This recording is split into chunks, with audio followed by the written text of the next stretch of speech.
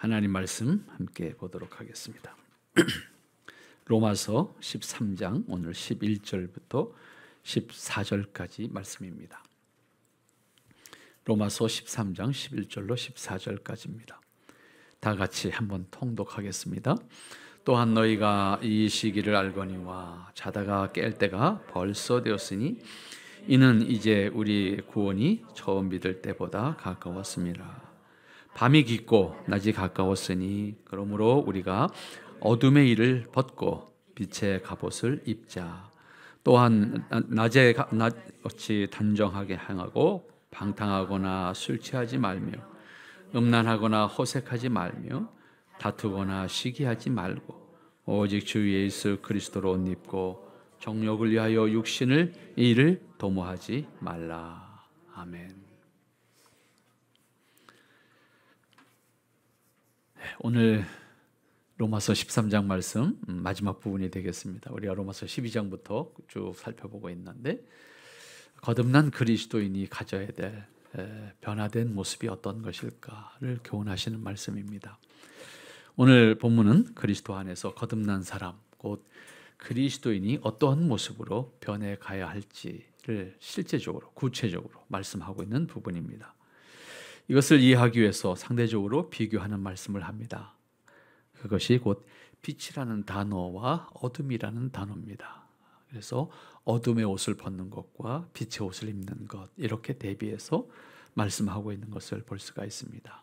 왜 그럴까? 이렇게 생각을 해보면 우리가 옷을 갈아입는다라고 하는 것은 여러 가지 의미가 있습니다. 사람을 만나러 갈 때 옷을 어떤 옷을 입을까? 장례식에 갈 때 내가 어떤 옷을 입을까? 또 우리가 특별한 직업에 따라서는 경찰을 근무하러 갈 때는 근무복이 어떤 것인가? 그 옷을 입음으로써 신분이 달라지는 것을 스스로 인정하게 되고 그 다음 단계는 그 신분에 맞는 내가 돼야 되겠다는 각오를 하게 됩니다. 이것이 오늘 그리스도인들이 그리스도인으로 분명히 자기를 자각한다면 나는 내 신분에 걸맞는 옷이 어떠한 모양이어야 할까라고 하는 생각을 분명히 하고 그러한 나일 수 있도록 내가 그러한 모습일 수 있도록, 그런데 그것이 겉으로 보여주는 옷으로 되는 게 아니잖아요. 우리 속 사람이 변화되어져서 자연스럽게 드러나는 그 사람을 보면 아, 저 사람은 예수쟁이야 라고 보여질 수 있도록 하는, 그런데 겉모양만이 아니라 그 사람을 대하면 대할수록 참 예수쟁이야 이렇게 느껴지고 보여질 수 있도록 나를 만들어가는 것, 그것이 오늘 이 본문에서 말씀하고 있는 빛의 갑옷을 입어야 하겠다라고 하는 말씀의 핵심이라고 생각을 해보게 됩니다. 사람이 변하게 되면 표정이 변하죠. 행동도 변하고 말도 변하고 그 사람의 옷 매무새도 변하게 됩니다. 어떠한 모습, 어떠한 생각으로 사는가라고 하면 그 사람의 평소의 모습을 보면 자연스럽게 아, 저 사람은 어떠한 일을 하겠다라고 하는 생각을 가질 수 있을 만큼 그 사람의 변화는 표정에서부터 쓰여지는 단어, 말로부터 바뀌기 시작합니다. 그 다음에는 습관이 바뀝니다. 그 다음에는 하는 일이 바뀝니다. 물론 당연히 생각이 바뀝니다. 이렇게 해서 당연히 최종적으로는 어떤 모습인가 하면 그 사람의 인격과 그 사람의 가치관과 그 사람의 삶의 모습이 동반되어져서 변화되어지는 것을 보여지게 됩니다. 결론부터 한번 이야기를 해보면 그런 얘기지요. 우리가 남자들이 군인을 간다는 게 군대에 가는 것을 봅니다. 그래서 훈련소에 집결을 해요. 그러면 훈련복을 갈아입히죠. 근데 이때까지는 군인이라는 소리를 안 합니다. 장정입니다.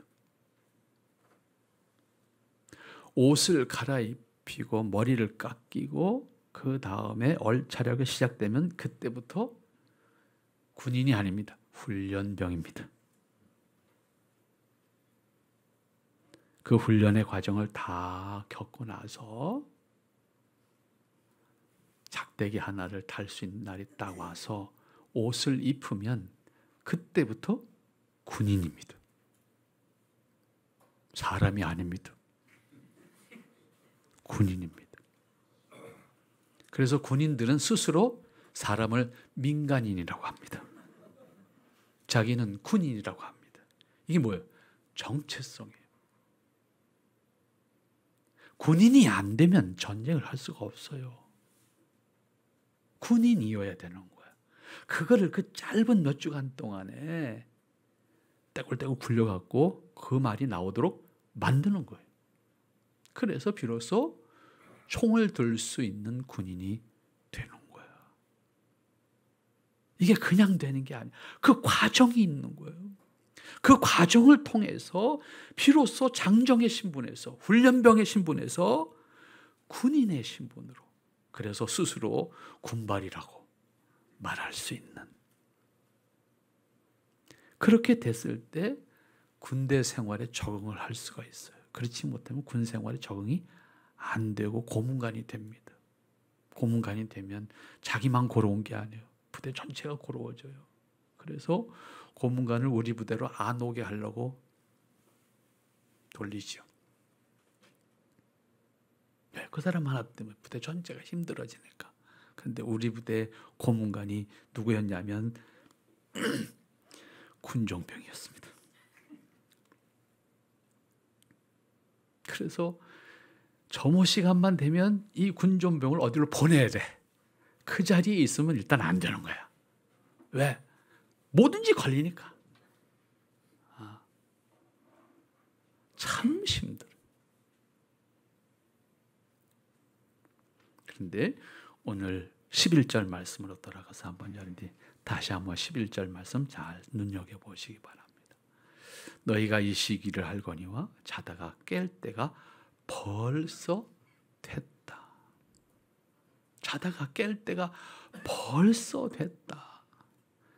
우리가 그리스도인으로 우리 자신들을 확인하고 있다면 우리에게 주어진 시간이 벌써 깨어나야 할 시간인데 아직도 거자리에 있다. 입으로는 예수님을 믿는다고 말하는데 여전히 잠자고 있다. 이렇게 지적하면서 이어지는 말씀이 뭡니까? 구원이 처음 믿을 때보다 벌써 가까웠다. 이 표현은 예수님의 재림이 종말이 가까웠다는 것을 시간적인 의미에서 해석하는 것은 아니고 주님이 오실 날을 기대하는 마음으로 또 부활을 마지막 날에 있게 될 그 사건으로 생각하면서 그 날을 사모하는 마음으로 기다리는 마음으로 오늘 자다가 깨야 되는데 여전히 잠자고 있다. 그 날이 그렇게 멀지 않아? 그런 얘기입니다. 그 날을 기다리는 마음으로 오늘 현재를 준비하는, 깨어서 준비하는 그런 삶이어야 되는데 언제 내게 종말이 올지. 사실은 여기서 종말이라는 것은 크게 두 가지 의미입니다. 주님이 재림하심으로 다가올 종말, 그리고 나에게 주어진 시간적 종말이라는 의미가 있습니다. 내게 주어진 시간은 더 이상 다시 나에게 없는 시간입니다. 그런 의미에서 우리에게 주어진 시간은 매 순간이 뭐예요? 종말이에요. 지나가는 시간이에요. 나한테는 없어지는 시간이에요. 소비되는 시간이에요. 그런 의미에서 우리는 매 순간을 종말로 살아야 된다라고 하는 의미입니다. 언제가 될지 모르지만 막연한 마음으로 사는 것이 아니라 그렇게 됐을 때 우리는 스스로 게을러진다. 막연하게 살면 게을러질 수밖에 없고 게을러짐의 끝은 그냥 포기입니다. 여러분들이 어렸을 때 학교 다닐 때 방학숙제 하던 생각하시면 딱입니다. 저는 방학숙제를 처음부터 끝까지 해간 적이 한 번도 없습니다. 그래서 일찍 포기를 했습니다. 왜? 방학하는 날은 계약이 멀어. 할 일이 없어. 지금 안 해도 돼. 네? 그런데 계약이 다가오면 그걸 다 할 수가 없어. 그냥 맞고 말지 뭐. 이렇게 되는 거예요. 그 시점이 되면 내가 준비할 시간이 없는 거예요. 매일매일 내게 주어진 시간을 마지막으로 살 수 있는 자세가 된다고 하면 내게 주신 오늘의 시간이 정말로 감격스럽고 감사한 시간이 될 수 있고 내게 주어진 시간을 최선을 다해서 살겠다라고 하는 의지를 가지고 하나님의 기뻐하시는 나의 모습이 어떠한 모습일까? 네. 여기에 우리 자신들의 모습이 항상 있어야 되는 거예요. 그렇지 않으면 결국 미뤄지는 거예요. 미뤄지면 포기하는 거예요. 하나님 앞에서 책망받는 모습으로 내가 설 수밖에 없게 될 겁니다. 바울은 그리스도인으로서 거듭난 신분을 확인한 사람이라고 하면 바로 지금 주님이 오신다는 전제를 통해서 내 삶의 모습이 있어야 될 것이고 내가 그러한 자세로 서야 되고 그러한 내게 주어진 시간을 사용할 수가 있어야 된다라고 하는 말씀을 하는 겁니다. 이것은 그리스도인이 삶에 임하는 자세입니다. 그것은 자신에게 주어진 시간과도 비례합니다. 시간이 지나가는 것만큼 주어지는 시간은 짧아집니다.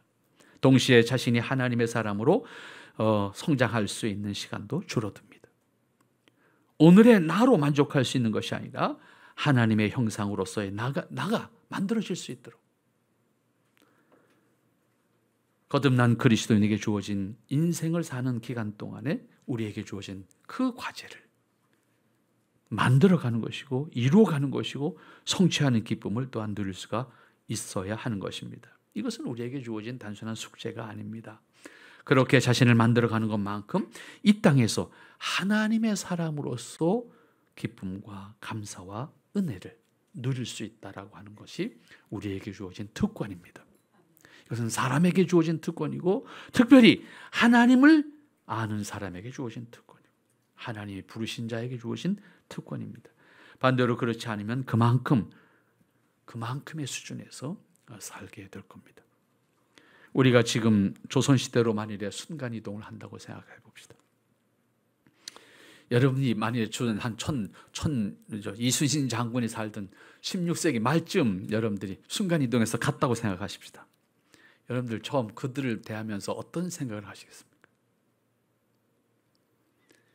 도대체 상식적으로 생각할 때 안 되는 사람들이 거기에 있어.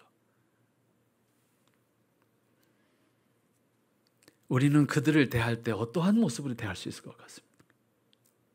그런데 이순신 장군이라는 사람이 딱 나서 호령을 하니까 세상이 다 움직여져. 그리고 왜군과 전투를 해서 거북선이라는 걸 만들어갖고 이겼어. 그 이순신 장군 앞에 가서 여러분들이 항공모함 이야기를 해주면 그분은 뭐라고 생각하시겠습니까?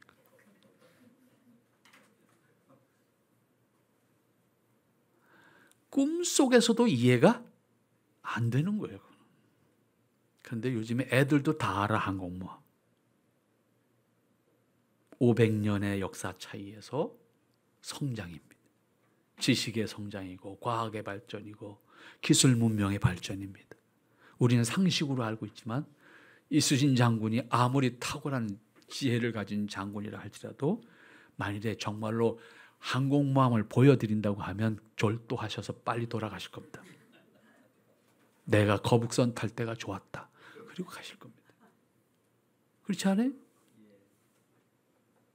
성장이에요. 어마어마한 성장이에요. 우리는 그걸 자연스럽게 이해하고 있습니다. 오늘 그리스도인의 모습도 다르지 않아요. 내가 오늘의 모습으로 20년 후에도 똑같다면 어떻게 되겠어요? 이건 심각한 문제고. 세상은 바뀌어가고 있는데, 세상은 성장해가고 있는데, 세상 사람들이 앞서서 성장하고 있는데 그리스도인들이 20년 전의 모습, 30년 전의 모습으로 있다고 하면 어떻게 되겠습니까? 500년이라고 한 시간을 지나면서 학문과 지식의 발전으로 인해서 현대인들이 그만큼 많은 것을 자연스럽게 알고 있는 것을 증명하는 겁니다. 개인의 지혜나 사회적인 경험 다를 수 있습니다. 그러나 500년의 지식과 과학의 발전은 한순간에 만들어진 거 아닙니다. 많은 시간을 통해서 많은 수고를 통해서 이루어낸 겁니다. 오늘 그리스도인의 모습이 가만히 있어서 시간만 흘러간다고 우리 안에서 변화가 이루어지거나 우리 스스로의 성장하는 모습이 만들어지지 않습니다. 내 스스로가 하나님의 사람으로 나를 만드는 수고를 해야 합니다. 그 수고의 과정을 통해서 우리 자신들이 만들어지는 겁니다. 그러니까 오늘 11절 말씀에서 자다가 깰 때인데 아직도 자냐? 그러면서 종말을 얘기한다. 구원의 날을 말씀하고 있잖아요.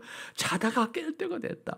하나님의 사람인 것을 깨닫고 인식했다고 하면 언제 어디든지 자신을 하나님의 자녀라고 말할 수 있는, 그리고 하나님의 형상을 가진 자로서 자신의 모습을 하나님 앞에 세우고 사람들 앞에서 내가 하나님의 형상으로 지음받은 사람이라고 스스로 말할 수 있는, 그래서 깨어서 하나님의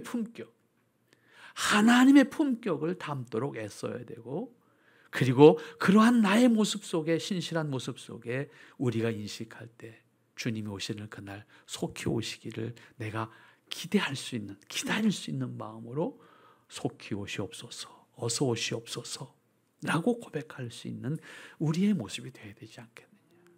그러나 우리 스스로가 부끄러움을 느낄 때 조금만 더 있다 오시죠. 예를 들어 이런 모습이 되는 거잖아요. 더 있다고 온다고 변하는 거 없는데, 사실은 사람 마음이잖아요. 본능이잖아요. 주님 어서 오시옵소서.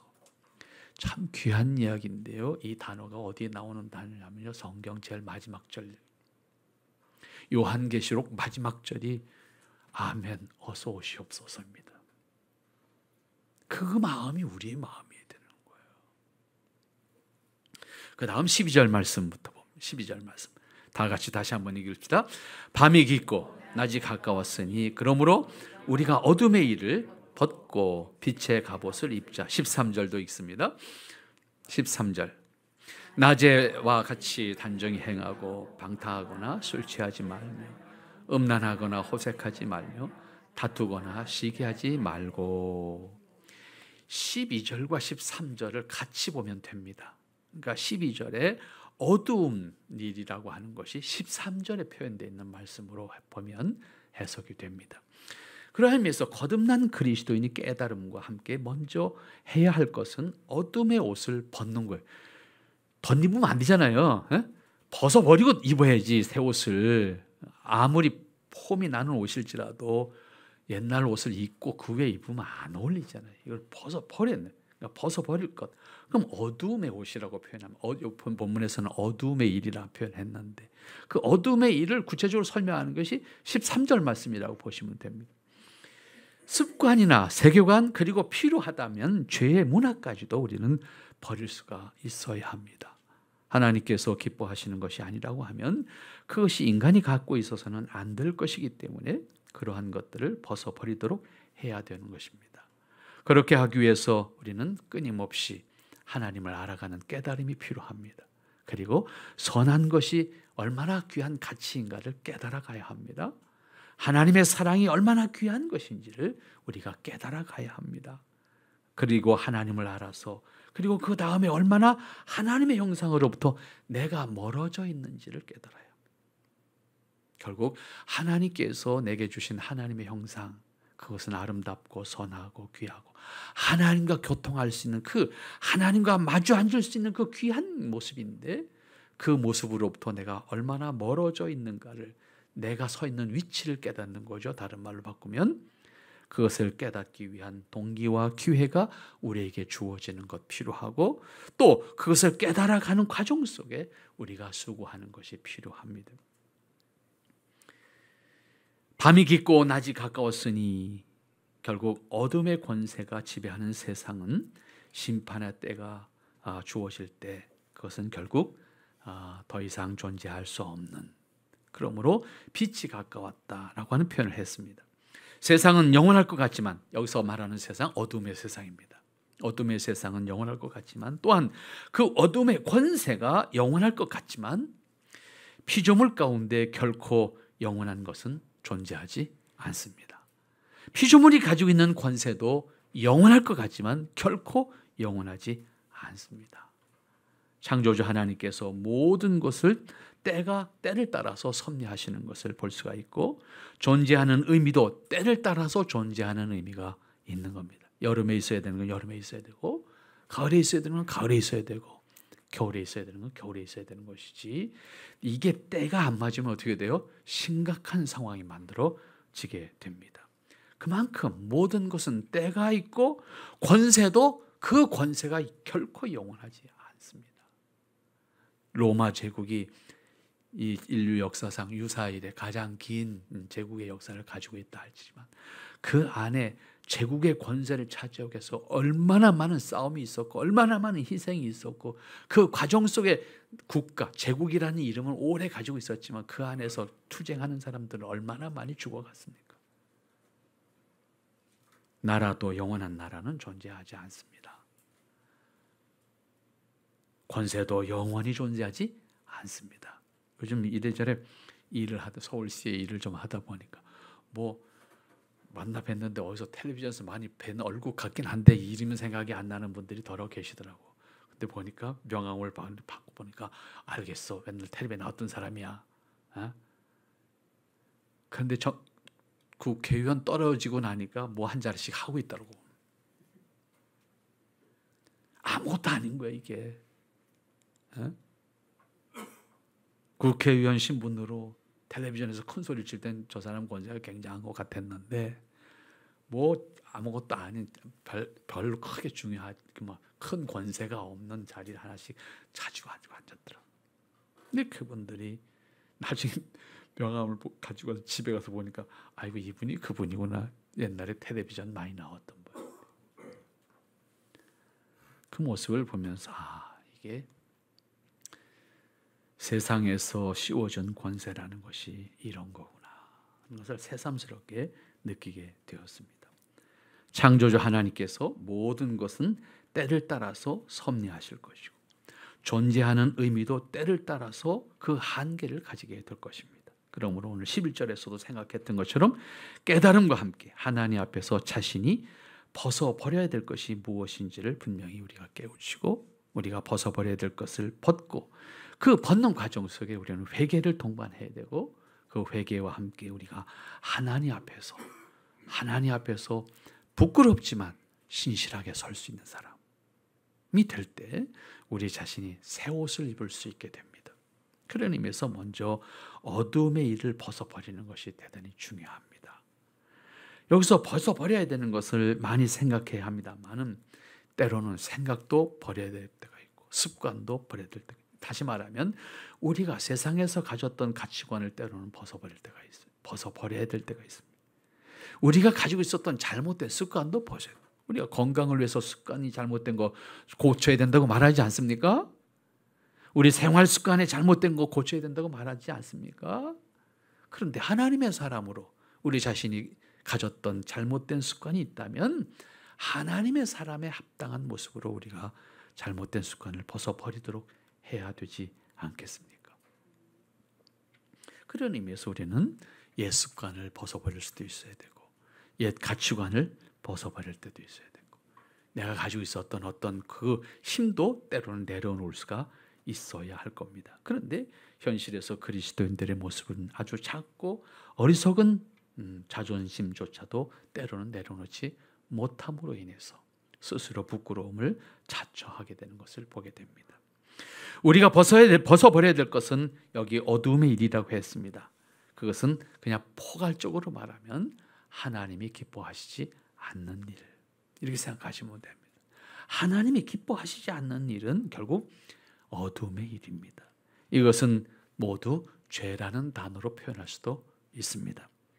또한 하나님께서 기뻐하시지 않는 모든 어둠에 속한 것을 우리가 표현할 수 있는데 오늘 바울이 지적하고 있는 이 어둠의 일은 13절에 그 예를 들고 있습니다. 낮에와 같이 단정히 행하고 낮에와 같이 단정히 행한다는 표현이 무슨 표현이에요? 사람들이 다 지켜보는 가운데 당당히 할 수 있는 내 모습이면 바른 것이다 그 얘기 아니겠어요? 그런데 숨어서 하는 데 뭔가 꼼수가 있는 이다 그 얘기 아니겠어요? 그런데 인류의 역사는 낮에 이루어진다? 밤에 이루어진다. 거꾸로 간다는 의미잖아요 이게. 인류의 역사 자체가 밤에 이루어진다고 하면 이 역사는 거꾸로 가는 역사라는 의미가 아니겠습니까? 물론 절대적으로 표현할 수 있는 건 아니겠지만, 그리고 방탕하거나 술 취하지 말며 음란하거나 호색하지 말며 다투거나 시기하지 말고, 마지막 14절에서는 정욕을 버리라 표현했어요. 이건 뭐예요? 이건 한마디로 다 포함하면요, 욕심이에요. 이기심에서 나오는 거예요. 모두가.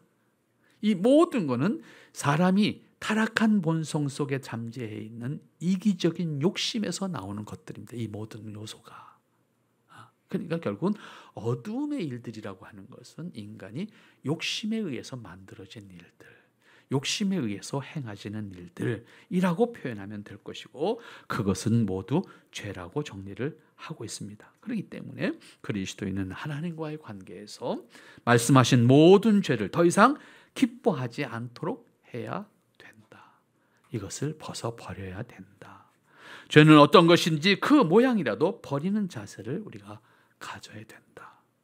죄의 속성은 벗어버리지 않는 것만큼 우리의 마음과 양심을 무디게 합니다. 무디게 하는 것만큼 동시에 우리 스스로가 그것으로부터 자유할 수가 없습니다. 자연적인 현상으로 설명하면 그래요. 물감은요, 아무리 예쁜 색깔이든 계속 합치면 어떻게 돼요? 검정색이 됩니다. 아무리 화려한 색깔도 물감은 섞으면 섞을수록 검정색이 됩니다. 그런데 빛은 합치면 합칠수록 더 밝아집니다. 묘한 원리예요. 지극히 자연스러운 거죠. 오늘 우리는 분명히 이 가치를 소유할 수 있어야 돼요. 화려한 것 같지만 그것이 어둠의 일이라고 하면 그 화려함 뒤에는 분명히 어둠이 지배하고 있다는 사실입니다. 그러므로 모든 모양이라도 버리기 위해서 경각심과 함께 깨어 있어야 하고, 깨달은 것은 무엇이든지 버릴 수 있는 용기, 버릴 수 있는 수고가 필요합니다. 그것의 가치를 전부 가지고 있었을 때 그것을 놓는다는 건 쉽지 않아요. 그것을 놓을 때 내가 다 없어질 수도 있고, 내가 소유했던 것을 잃어버릴 수도 있고, 내가 지금까지 가져왔던 어떤 지위를 포기해야만 할 때도 있습니다. 그러나 그것이 하나님이 기뻐하시지 않는 일이라면, 그것이 하나님의 형상으로서 나에게 합당한 것이 아니라고 하면 그것을 벗어버릴 수가 있어야 합니다. 죄로부터 멀어지고 죄의 속박으로부터 자유할 수 있을 때 그리스도인으로서 아름다운 모습을 간직하게 됩니다. 따라서 죄로부터 자신을 자유롭게 하는 것이 얼마나 중요한 것인지를 우리가 깨달아야 합니다. 머리로는 깨달았지만 여전히 죄 가운데 머물러 있다고 하면 거듭난 사람으로서 거듭난 삶을 누릴 수 있는 기회를 그만큼 잃어버리게 되는 것이고, 여전히 죄를 기뻐하는 나의 모습일 수밖에 없습니다. 이렇게 어둠의 일을 벗는 것과 함께 동시에 빛의 갑옷으로 갈아입어야 됩니다. 여기서 빛의 갑옷이라고 하는 것은 상대적으로 어두움의 일 반대로 생각하시면 되겠죠. 선한 일, 하나님이 기뻐하시는 일, 하나님의 자녀로서 본래 하나님 중심으로 생각하고 행하는 모든 일들, 그것이 내 습관이고 내 생각이고 내 일이고 내 모습이고 내 말이고 내 행동이어야 할 것입니다. 하나님을 중심으로 하는 가치관에 따르는 것이 빛의 갑옷이라고 표현할 수가 있는 말씀입니다. 그런데 더 직접적으로 표현할 말씀이 14절에 있어요. 14절 말씀 보니까 그리스도로 옷 입고 이렇게 표현했어요. 결국은 앞절에 있는 빛의 갑옷과 그리스도의 옷, 그리스도로 옷 입는, 그리스도를 덧입는다라고 하는 것이 되겠죠. 같은 맥락에서 이해할 수 있는 것이 아닐까 생각을 해봅니다. 다만 거기에는 우리가 주의할 것이 있습니다. 하나님의 형상을 회복하는 것이라고 하는 단어도 이해할 수 있는 말이 되겠습니다. 우리가 타락과 더불어서 잃어버렸던 하나님의 형상을 그리스도 안에서 회복하는 거예요. 그래서 우리에게 하나님이 창조하셨을 때 인간에게 주셨던 하나님의 형상을 우리가 채우는 겁니다. 그 형상을 내가 소유하는 겁니다. 그리스도인은 끊임없이 하나님을 깨닫고 하나님의 형상을 자기 안에 채우는 작업을 통해서 그리스도 안에서 거듭난 사람으로서 그리스도의 옷을 덧입는, 그리고 그것을 빛의 갑옷, 곧 하나님의 자녀로서 입어야 될 옷, 하나님이 기뻐하시는 옷, 그 모습이 우리의 모습이어야 되지 않겠나라고 하는 생각을 하게 됩니다. 오늘 14절 말씀, 그래서 이것을 그리스도로 옷 입자고 표현하고 있는데 13절에서 구체적으로 지적하고 있는 것과 같이 거듭난 그리스도인은 기본적으로 하나님께서 하나님의 형상을 가지고 있는 인간에게만 주신 인간의 존엄성을 존중할 수 있어야 합니다. 인간의 존엄성을 인정할 수 있는, 기본적으로 인간의 존엄성을 인정할 수 있는 사람으로서 우리의 모습이 되어야 되는데, 이기적인 마음에 의해서 인간을 인간으로 대할 수 있는, 다시 말하면 존엄한 존재로 대할 수 있는, 모든 사람을 존엄한 존재로 대할 수 있는 것, 이것은 사랑이잖아요. 결국은 그러한 우리가 되어야 된다는 말씀이 되겠죠. 이것을 부정하거나 왜곡시키는 것은 어떤 것도, 그것은 하나님께서 기뻐하시는 일이 아닙니다. 하나님께서 기뻐하시는 거듭난 사람의 모습은 하나님의 형상을 드러내는 사람, 하나님의 형상으로 바뀌는 사람, 사람들에게만 주신 하나님의 형상을 온전하게 드러내는 사람을 하나님이 기뻐하신다고 말해요. 그러니까 그리스도인은 보이지 않는 하나님의 보이는 모습이어야 되는 거예요. 그리스도인. 다른 사람한테는 기대할 수가 없어요. 왜? 하나님 모르니까. 하나님 안 믿으니까. 그런데 하나님을 알고 하나님을 믿는다고 하면 하나님을 드러내야 될, 하나님을 보여줘야 될 모습이 그리스도인 안에 있어야 되는 겁니다. 특별히 할머니, 할아버지들의 모습을 가만히 보면요, 그게 보여요. 자기 손자들이 노는 걸 보고 무한 기뻐해요. 못된 짓을 해도 기뻐해요. 그런데 더 기뻐하면, 어떤 사람을 기뻐하냐면 자기하고 똑 닮은 손자면 더 기뻐해요. 거기다가 말까지 흉내내면 더 기뻐해요. 사람의 본능이에요. 자, 그러면 하나님은 우리를 어떤 모습이 있을 때 기뻐하시겠습니까? 간단해요. 우리를 하나님의 형상으로 지으셨으니까 하나님은 우리를 기뻐하셔요, 이미. 그런데 거기다가 하나님 앞에서 재롱을 떨면, 하나님 모습으로 살겠다고 바둥바둥 거리는 모습이 있으면 얼마나 예뻐하시겠습니까? 그렇지 않아요? 사람도 자기 새끼한테 그런 마음을 가지는데, 창조하신 분이 사람을 대할 때 어떻게 대하시겠습니까? 여러분, 하나님이 나를 기뻐할 수 있는 나이가 되도록. 근데 정말 순진한 모습이잖아요. 아이들을, 그러니까 할아버지, 할머니들 아이들을 기뻐할 수 있는 건요, 그 순진한 모습에 녹아나는 거예요. 우리가 완전해서 하나님을 기뻐하게 해드릴 수가 없어요. 인간이 하나님 앞에서 서면 그냥 깨기지, 뭐라고 얘기할 까, 하나님 앞에서. 근데 하나님이 우리를 기뻐하시는 거는 완전해서가 아니에요. 순진하면, 순수하면, 애쓰고 바둥바둥 거리면 그걸 눈물로 기뻐하신다고요. 그런데 그러한 과정을 거치면요, 어느 날 나도 변해 있는 걸 내가 깨달아. 그렇지 않아요? 애들이 성장하는 과정 속에 병 아닌 병이 하나 있습니다. 성장통이래. 질병은 아니야. 그런데 병이래. 성장하는 과정 속에 아픔을 경험하는 거예요. 그것이 육신적일 수도 있고 정신적인 것일 수 있어요. 그러나 그러한 성장통을 알지 못하면 건강한 아이로 성장할 수가 없는 거예요. 콩나물처럼 자라든지, 사리를 분별할 수 없는, 대인관계를 할 수 없는 사람이 되든지, 이 사람 저 사람 부딪히면서 성장하면 이렇게 하면 안 되는구나 깨닫는 거잖아요. 근데 요즘에 아이들이 혼자 크다 보니까 여기 문제가 있는 거죠. 형제들끼리 이미 부딪히면서 살면서 사회성이라는 인간관계를 배웠는데 혼자 공주, 혼자 왕자로 자라다가 학교 가고 애들 부딪히는 게 문제 생기는 거예요.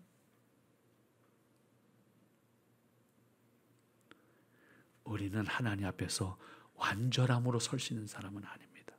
하지만 하나님이 기뻐하시는 것은 우리가 하나님 앞에 두 손 두 발 들고 긍휼히 여기 하나님 앞에 신실하게 순수한 마음으로 서면 하나님이 우리의 그 모습을 기뻐하실 줄로 믿습니다. 하나님께서 부르신 자들이 거듭나게 하신 은혜를 깨닫고 하나님께서 기뻐하실 일을 우리가 할 수 있다면 하나님이 우리를 무한 기뻐하실 겁니다. 그리고 우리를 무한히 격려하실 겁니다. 사람들은 아이들의 그러한 행동을 예쁜 짓이라고 표현합니다. 아이들의 순진한 행동을 표현하는 말입니다. 그러나 거듭난 어른의 입장에서는 단지 예쁘게만 보이기 위해서 행동하는 것이 아닙니다. 자신의 인품을 하나님의 형상으로 바꿔야 한다는 의미입니다. 타락한 인간의 본성은 죄의 지배를 받고 있습니다. 따라서 본성적으로 이기적입니다. 본성적으로 악합니다. 누구도 예외 없습니다. 아무리 천사같이 보이는 사람일지라도 그 본성은 그럴 수밖에 없어요. 다만 신앙의 의지를 통해서 자신을 다스림으로 그 이기적인 걸 스스로 극복하는 거예요. 그것은 단지 그 사람이 나쁜 사람이기 때문이 아니라 아담 이후에 모든 사람은 타락한 본성의 지배를 받는 사람이기 때문에 인간의 본성은 그 사람을 지배하고 있고 그렇기 때문에 그 지배로 인해서 악한 것을 기뻐하고 악한 일에 본능적으로 동의하는 것이 사람입니다. 때문에 악한 일은 본능적으로 동의합니다. 선한 일은 이성적으로 동의합니다. 이 묘해요 이게요. 선한 일은 본능적으로 동의가 안 됩니다. 머리로서는 동의해요. 행동은 안 합니다. 행동을 하자 그러면 말이 많아집니다. 이래야 되고 저래야 되고 말이 많습니다. 그런데 악한 일은 말 안 해도 눈짓으로 다 통합니다. 한순간에 동의합니다. 그래서 세상이 굴러가는 것도 그렇게 굴러가요.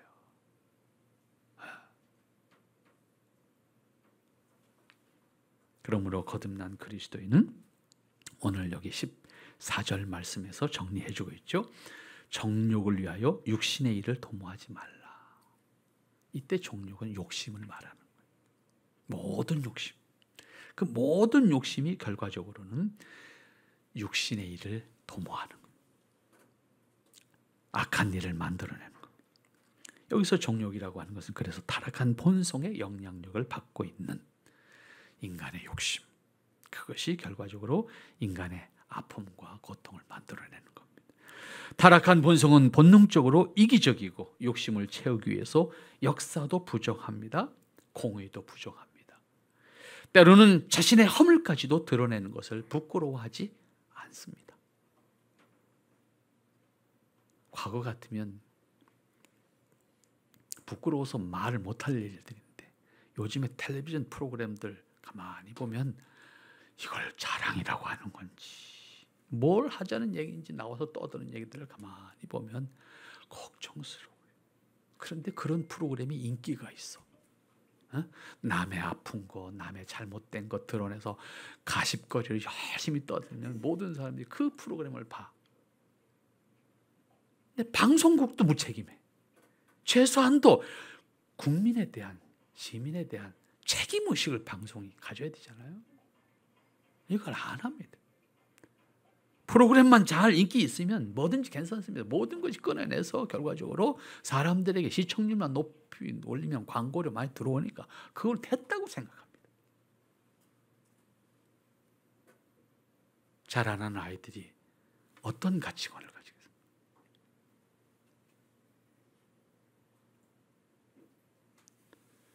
미래가 안 보이는 겁니다.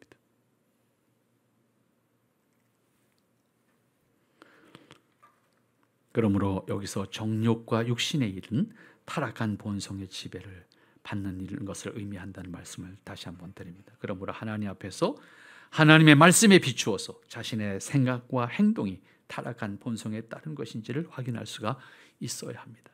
만일 그렇다고 하면 그것은 철저하게 절제와 그리고 스스로 부정함으로 벗어버려야 될 일들이고, 때로는 우리 스스로가 그 생각조차도 내려놓을 수가 있어야 됩니다. 대신에 오직 주 예수 그리스도를 옷 입고 라고 하는 말씀처럼 그리스도인이기 때문에 세례와 함께 우리는 세례를 받은 것과 동시에 거듭난 사람으로서 자신의 위치를 확인하는 것이고 자신의 신분을 확인하는 겁니다. 나아가서 아담 이후에 잃어버린 하나님의 형상을 자기 안에 회복시킴으로써 우리가 구원의 은혜를 받은 사람으로서 그리스도를 옷 입은 것은 평생 동안 자기 안에서 하나님의 형상을 회복시켜서 우리 안에 담아내는 작업을 하는 것. 그래서 우리는 거듭난 그리스도인이라는 표현을 합니다. 그리고 거듭난 그리스도인으로서 그리스도의 형상을, 하나님의 형상을 우리 안에 담는 것. 그리고 우리의 신분은 그리스도가 우리의 신분을 바꿔주셨고 거듭난 신분으로 우리를 회복시켜 주셨으니까 우리는 그것에 대해서 전적으로 그리스도를 의지함으로 말미암아 우리가 그 일에 대해서 염려하지 말고 하나님의 사람으로 내가 합당한 사람이 되도록 빛의 갑옷을 입는 자로서의 우리의 모습이 있어야 되겠다 하는 겁니다. 그런데 문제는 가만히 있으면 세월이 가면 내가 변하고 세월이 가면 성장하고 열매를 맺는다고 생각하면 안 된다는 겁니다. 아무리 작은 들풀이라도 자기에게 주어진 때를 놓치지 않기 위해서 몸부림을 치면서 자신의 본분을 다합니다. 그래서 처한 환경에 따라서 자라는 식물들이 다 자라는 시점이 다르고 자라는 기간도 다르고 자라는 환경도 다 다릅니다. 그러나 어느 한순간에 자기에게 주어진 조건이 갖추어지면 빨리 자라서 꽃을 피우고 열매를 맺고 죽습니다. 씨가 떨어지면 한순간에 다 씨가 발아하거나 자라는 것이 아닙니다. 조건이 안 되면 1년이고 2년이고 안 나옵니다. 씨가 그대로 잠자고 있습니다.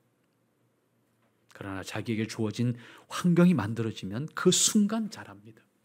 그리고 열매를 맺습니다. 그 때를 안 놓친다고 말해요.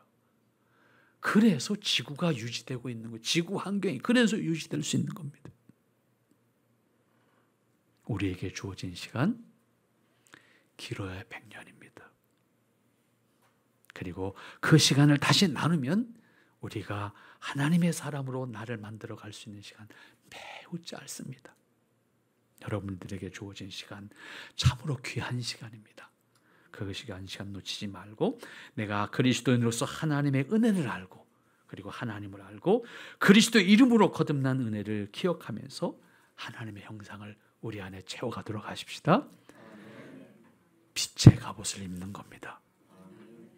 이 갑옷은 하나님께서 그리스도 안에서 이미 보장해 주신 거예요. 다만 우리는 채우는 겁니다. 채워서 하나님의 사람으로 살아가는 겁니다. 하나님의 형상이 어떤 것인지 성경은 말씀해 주고 있습니다. 우리는 끊임없이 하나님의 말씀을 통해서 하나님의 형상을 깨우치고 그 안에서 하나님의 사람으로 우리 자신을 채워감으로써 우리가 빛의 갑옷을 입은 사람으로 거듭난 신분에 합당한, 그래서 그 아름다운 복을 내 자신이 누리고 나와 함께하는 모든 지체들과 누리고 나누고 그리고 우리 이웃들에게 하나님의 깊은 사랑과 은혜를 나눌 수 있는 그러한 여러분으로 복된 삶이 있기를 바랍니다. 기도하겠습니다. 아버지 하나님, 참 감사합니다. 한없이 부족한 저희들이지만 하나님께서 우리를 부르셨고 세우셨고 하나님의 자녀로 우리의 신분을 맡겨주셨습니다. 아버지의 은혜 안에 있다고 고백하는 저희들입니다. 은혜에 합당한 자로, 그리스도 안에서 거듭난 자로 하나님께서 부르셔서 하나님의 자녀로 삼으신 자로 우리 스스로를 분명히 깨우치고 하나님 앞에 빛의 갑옷을 입은 사람으로 살기에 부족함이 없도록, 그리고 빛의 갑옷을 입은 자가 땅에서 허락받은 삶을 누릴 수 있도록 하나님 축복하시고 역사하옵소서. 주께서 원하시는 아름다운 모습이 우리 미디에이터 교회 모든 지체들과 그리고 함께하는 가족들과 그리고 우리를 통해서 이웃하는 모든 이웃들에게 온전히 드러나고 나누어지고 전해져서 하나님의 크신 뜻과 은혜와 영광을 드러낼 수 있는 역사가 있게 하옵소서. 예수님의 이름으로 기도하옵나이다. 아멘.